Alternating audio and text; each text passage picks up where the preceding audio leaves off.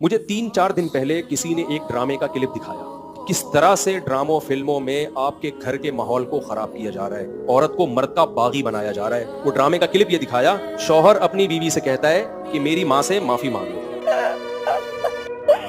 معافی مانگو میری امی اور باجی سے ابھی اور اسی وقت. میں ان سے معافی نہیں مانگوں گی کیونکہ میں نے کوئی غلط بات نہیں کی ہے. میں صرف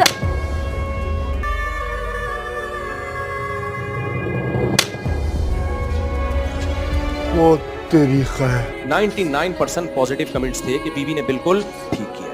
میں خواتین سے کہتا ہوں آپ کرو ایسا, شوہر تھپڑ لگائے نا آپ بھی لگاؤ تھپڑ, بالکل آپ کا رائٹ ہے.